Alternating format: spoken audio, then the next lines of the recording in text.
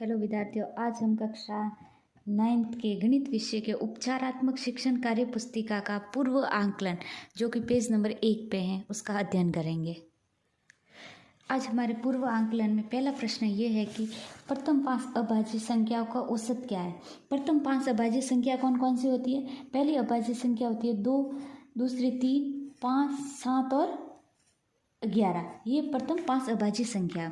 तो इनका योग करके हमें 5 का भाग देना है, जो कि इसमें 25, 28 और 26 नहीं है। तो इनमें से कोई नहीं, ऑप्शन द उत्तर आएगा हमारा। ठीक है।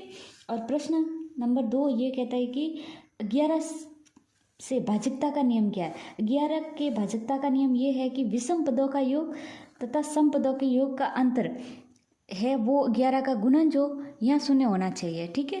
तो हमारे पास उत्तर हो जाएगा द। और तीसरा प्रश्न हमारे पास ये है कि पूर्ण वर्ग संख्याओं का समूह। पूर्ण वर्ग संख्याओं का समूह कौन कौन सा है?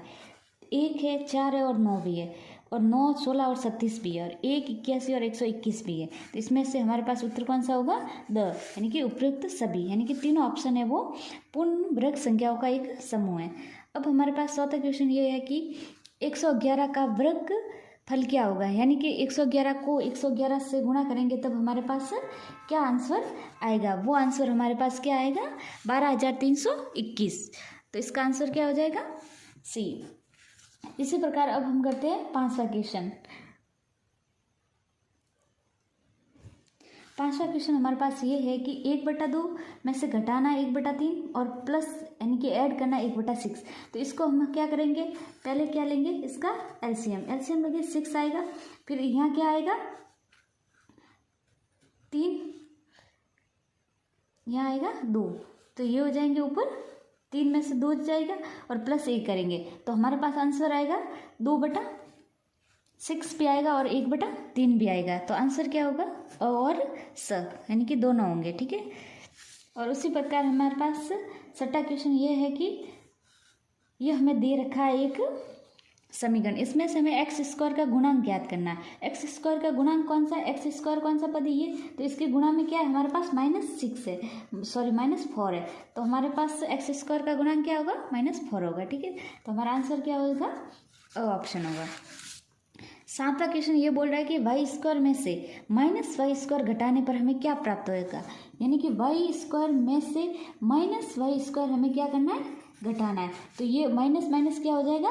प्लस, यानी कि प्लस के 2y² हो जाएंगे। ये ऑप्शन कहाँ दिख रहा है हमें? बी ऑप्शन में। तो हमारा आंसर क्या हो जाएगा? बी। इसी प्रकार हमारे पास अगला क्वेश्चन है कि 8x² प्लस 16x में हमें भाग किस चीज़ का देना है? x + 2 का। तो x + 2 का हम इस चीज़ में भाग देंगे तब हमारे पास आंसर क्या आएगा? 8x, यानी कि 8x को अगर आप x + 2 से गुणा करेंगे तो हमारे पास यही पद आ जाएगा। ठीक है। तो हमारा आंसर हो जाएगा 8x। अब हमारे पास क्वेश्चन 9th कौन सा है? ये है कि b + 1 का होल स्क्वायर। अब ये किसके बराबर है? ये स्क्वायर होता है b² + 2b + 1 के। तो हमारा ऑप्शन क्या होगा? बी।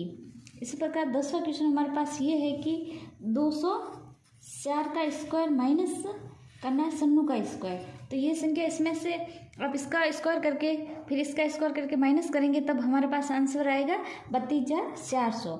तो हमारा उत्तर क्या हो जाएगा? 32,400। इसी प्रकार हमारे पास अगला क्वेश्चन है कि संख्या के आधे में से, यानी कि संख्या मानी x, उसके आधे में से, यानी कि x/2 में से 2 घटाने पर, यानी कि 2 घटाने पर हमें कितना प्राप्त होता है? 13 प्राप्त होता है। तो वो समीकरण कौन सा है? ये समीकरण हमें किस रूप में दिख रहा है? ए ऑप्शन में दिख रहा है। तो हमारा आंसर क्या हो जाएगा? ए ऑप्शन हो जाएगा। अब अगला क्वेश्चन हमारे पास ये है कि त्रिभुज के तीनों कोणों का अनुपात हमें दे रखा है 2, 3 और 5। तो त्रिभुज के तीनों कोणों का मान क्या होगा, हमें ये पूछा। ठीक है। तो त्रिभुज के ऐसे कौन से मतलब जो मान दे रखे हैं वो तीनों का अनुपात ये है 2, 3 और 5 अनुपात है। अगर हम इनका अनुपात देखें तो भी हमारे पास क्या आएगा? 2, 3 और 5 अनुपात होगा। अगर हम इस चीज़ का अनुपात देखें तो भी हमारे पास क्या आएगा? 2, 3 और 5 होगा। तो इस हिसाब से हमारे पास ऑप्शन है ना, बी और सी दोनों होता है। ठीक है। तो अब दोनों ऑप्शन है। अब 13वां क्वेश्चन ये है कि 13वां क्वेश्चन हमारे पास ये है कि एक 15 मीटर लंबी सीढ़ी जो दीवार से 9 मीटर की दूरी पर मतलब टिकाने पर दीवार की खिड़की की ऊंचाई हमें ज्ञात करनी है। यानी कि हमें ये कोई सीढ़ी दे रखी है, सीढ़ी कितनी दे रखी है, हमें 15 मीटर दे रखी है, ठीक है। और हमें ज्ञात क्या करना है, ये लंबाई हमें कितनी दे रखी है, 9 मीटर दे रखी है। हमें क्या करना है, ऊंचाई ज्ञात करना है। तो हम क्या करेंगे, पाइथागोरस प्रमेय से हम क्या करेंगे, ऊंचाई ज्ञात कर लेंगे। तो वो ऊंचाई हमारे पास कैसे आएगी कि 15 का स्क्वायर कितना होता है, 225। 225 में से हम कितने घटा लेंगे, यानी कि कर्ण में से क्या घटाना, आधार घटाएंगे तब हमारे पास क्या आ जाएगा, ऊंचाई आ जाएगी, यानी कि लंब आ जाएगी। तो हम 81 घटाएंगे तब हमारे पास आएंगे 144। और 144 किसका वर्ग होता है, वर्गमूल होता है 12 का, सॉरी वर्ग होता है 12 का, ठीक है। तो हमारे पास ऑप्शन क्या हो जाएगा, सी ऑप्शन हो जाएगा। इसी प्रकार सौदा क्या है, सौदा क्वेश्चन हमारे पास है, किसी बहुभुज के सभी बहिष्ठ कोणों का योग कितना होता है, 360 डिग्री होता है।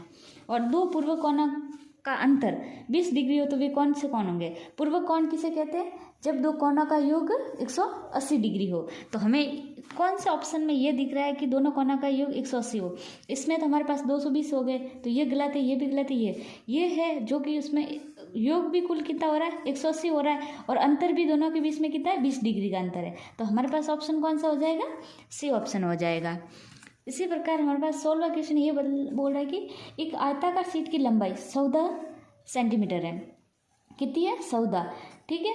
और उसकी चौड़ाई कितनी है, 7 सेंटीमीटर। तो 37 और ऊर्ध्वाधर दोनों तरीके से मोड़कर एक बेलन बनाया गया है। तो दोनों बेलनों के आयतनों का अनुपात ज्ञात करना है। तो हमारे पास आयतनों का अनुपात क्या हो जाएगा, 2:1 हो जाएगा, ठीक है।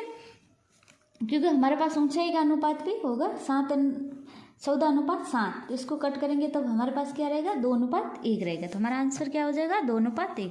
इसी पर 17वां क्वेश्चन ये बोला x + y + z equal to क्या है, 0। तो हमें क्या करना है, x³ + y³ + z³ की वैल्यू ज्ञात करनी है। तो ये हम एक सरसमी का यूज़ करके इसका आंसर निकालेंगे, तब इनमें से हमारा पास आंसर क्या आएगा, 0, जो कि इन तीनों में नहीं है। तो हमारे पास ऑप्शन क्या हो जाएगा, द ऑप्शन हो जाएगा। इसी प्रकार हमारे पास 18वां क्वेश्चन ये बोला है कि निम्नलिखित में से अपरिमेय संख्या यानी 22/7 एक अपरिमेय संख्या है, और पाई भी एक अपरिमेय संख्या है। तो इसमें से हमारे पास अ और ब दोनों ऑप्शन है, जो कि हमारा आंसर होगा, क्योंकि दोनों एक अपरिमेय संख्या है। उसी प्रकार हमारे पास अगला क्वेश्चन ये है कि त्रिभुज के दो कोण दे रखे हैं, एक 80 डिग्री का है और एक 60 डिग्री का है, और तीसरे कोण का मान ज्ञात करना है। हम जानते हैं कि त्रिभुज के तीनों कोणों का योग कितना होता है, 180 डिग्री, और हमें कितना दे, इसको और इसको ऐड कर दो, इसको ऐड किया तो हमारे पास कितने आ गए, 140 डिग्री। तो 180 में से हमने क्या किया, 140 को घटा दिया, तो हमारे पास कितना आएगा, 40 डिग्री। तो हमारा आंसर क्या हो जाएगा, बी ऑप्शन। हमारा लास्ट प्रश्न ये है कि वृत्त अंतराल कितने प्रकार का होता है, वृत्त अंतराल 2 प्रकार का होता है, ठीक है। Okay, thank you.